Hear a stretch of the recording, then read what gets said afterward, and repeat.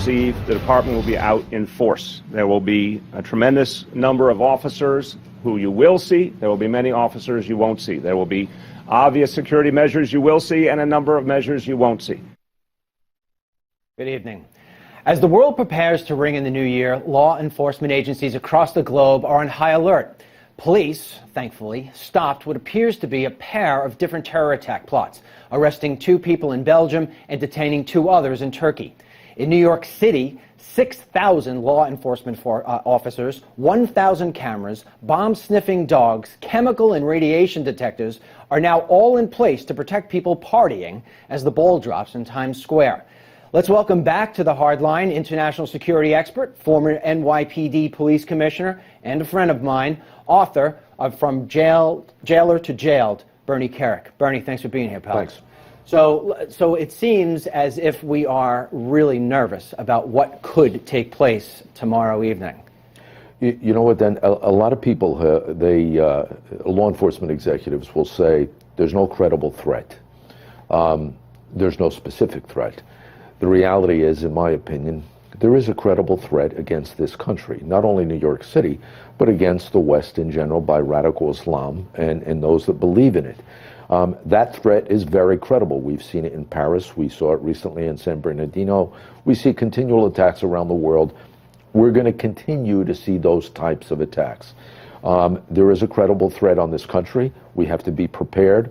The benefit, the good thing for us, as you read off some of those things that's going on in New York City, we are better prepared in New York City to deal with this stuff than any other city probably in the world. So let me ask you a question. I mean, back in your day, right? And I'm assuming they're doing the same thing now. You guys would have something like this. I mean, you're sitting around with all your top dogs, I imagine, and you've got a strategy going on. What happens if they miss something?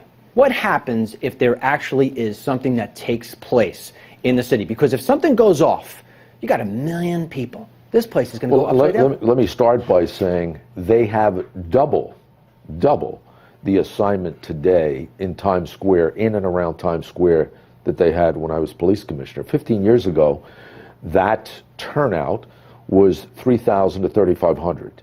Today it's 6,000, maybe more. Okay, they have equipment that we never had before, that we didn't have to use before. So they're far better prepared than they were in the past. That being said, there are plans and protocols in place, and there should be in every city in this country on what to do in the event of a problem. On 9/11, look, we had planned for everything under the sun. Biochemical in the subways, sarin gas, West Nile virus. Nobody ever anticipated that they would fly these planes into the towers, but when they did, the response was already in place, and that's the kind of stuff that we have in New York City in the event that something happens in the square. All right, so, these guys are crafty, and they're sick beyond our comprehension. So if we have 1 million people in Times Square, if I'm a terrorist, and I know that you're not going to allow me in that perimeter, I go downtown and I go blow something else up. Are we prepared for something like that? I mean, do we have all of our defensive linebackers in Times Square, no, and we're empty downtown? There's a bunch of people that work in and around the square, but there's containment sites of staff, whether it's emergency service, bomb techs, guys like that. They're not in the square specific. You don't want to have them contained in the middle of 1 million people. I remember when the last New Year's Eve, and this was post 9/11, right before I walked out of office, we had a complete containment center up by the Plaza Hotel. Right. If anything happened, the emergency service unit, the bomb squad, and everybody else was up there waiting. So, and there'll be, those types of containments will be all over the city. Now, let's talk about the mayor, because, I'm not a big fan. You a fan? Not really. Okay. This guy is so politically correct, right? I mean, they've taken away all the different tools that you had. I mean, how key is stop and frisk for something like this? And even if they wait, they don't do it tomorrow night and they do it for something else. I mean, how key is that? How vulnerable we are because we've got a politically correct guy in place? Stop and frisk is an extremely needed tool if you're going to aggressively police a city where there's high crime rates. That's how the crime rates came down. The people that complained about stop and frisk now, those communities are the same communities that had the biggest crime reduction in the history of the city. We knocked down, homicide by 70%, knocked down violent crime by 65%. How do we do it? Aggressive policing. How do we do it? Stop and frisk. You take those programs away, you leave bad guys in the streets, you leave guns in the streets. You diminish those programs, you'll see a diminishment in, the amount of guns you collect and the amount of bad guys you take off the street. So, those things are needed. They're needed badly. And when they're taken away, you see spikes in crime. All right, so I'm going to keep on trying to penetrate what it is. I'm the bad guy, you're the good guy, all right? So now you're going to have all these people down there. You're going to do this double scanning, right, that they're doing now. But what about, Times Square is filled with all these different buildings. And now with the lone wolves, you have somebody who you think you can trust. It turns out to be that you don't really know who that person is. What about if I'm up on roofs or I'm in an office and I'm shooting down into the crowd? You know what, then, here's the reality. We can't stop every event. You're not going to be able to. You can only hope, one, that our intelligence capabilities pick something up in the beginning. Otherwise, it's going to be a problem. Now, the Associated Press is reporting right at this minute that Brussels has stopped their fireworks because of threats. So let's take that into consideration.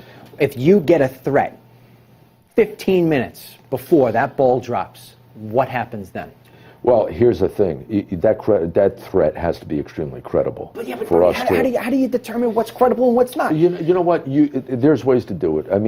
How? Tell me, because I want to know. I'm not gonna. We do enough of this. We do enough of this, telling the bad guys what we do and how we do it. Okay. And I think that's a big problem.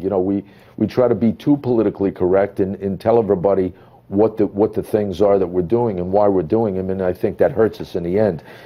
What happens if you get we just saw this 2 weeks ago, right? We had the threat, LA shuts itself down, New York keeps itself open, it turns out to be bogus. Right. What happens, Bernie, if it goes the other direction? What happens if you get the threat and you do nothing about it because you don't think it's credible, and meanwhile you're wrong?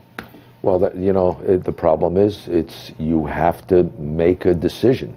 You've got to be decisive in these positions. And it's like Bill Bratton said when this happened and when they didn't shut down New York City, he said, look, we had the same information we did. We looked at it differently, and we determined that it was not a credible threat. If we think it's credible, we'll take action. But here's the reality. The bad guys want us to shut down Times Square. The bad guys want us not to do the fireworks and all this other stuff. The reality is, if we live by their rules, we got to hide in a bubble, and I'm not hiding in a bubble. I know you don't want to hide in a bubble. I don't want to hide in a bubble. But at the same time, we've got people coming into this country. We have no idea who they are. We've got no real way of doing any sort of background checks. We're seeing that time and time again. We just hear about the shooters in San Bernardino, that the entire visa was just sloppily done. And so when we don't have the right checks in place because of Barack Hussein Obama, and he doesn't want to do his job, and then you've got this liberal, as far as I'm concerned, out of his mind mayor, every single person who's in this city is more vulnerable, I think, than they were on September 10th. Am I wrong? Am I just this conservative who just wants to... You know what? Listen, the reality is, a lot of this is coming from the leadership. We're in a position where that visa you're talking about, the fiancé visa, that thing was supposed to be investigated by everybody under the sun. She still got in. She was an extreme radical, still got in. We're bringing in tens of thousands of refugees. The FBI director and the DHS secretary both said, we don't have the capability to properly vet these people. Then why are we bringing them in? Why is the White House allowing it? Why is members of Congress not fighting it to the hilt? It shouldn't happen, because they only need one, right, as we saw in San Bernardino. And I think there's plenty here that we have to deal with already. The FBI maintains a constant surveillance on anywhere from 900 to 1,000 people around this country that they're looking at. We don't have those kind of resources and capabilities. We shouldn't be letting people in here that we can't monitor and keep track of. How many threats? Now I'm talking about now back when you were there. So obviously it's even getting, I got to imagine the number's gone higher. How many threats per day did you get at New York City? How many used to come in? Well, let me give you one number that I specifically remember because I just went through this in some of my stuff. I got less than 30 seconds. Between September 11th and September 26th of 2001, we had 863 bomb threats. My That's 15 days. 863 bomb threats all over this city. That's 2 weeks. I got a wrap. Thanks for being with me. Thank you, sir. Get this man's book. It's a total page turner. When we come back, I'm going to surprise you.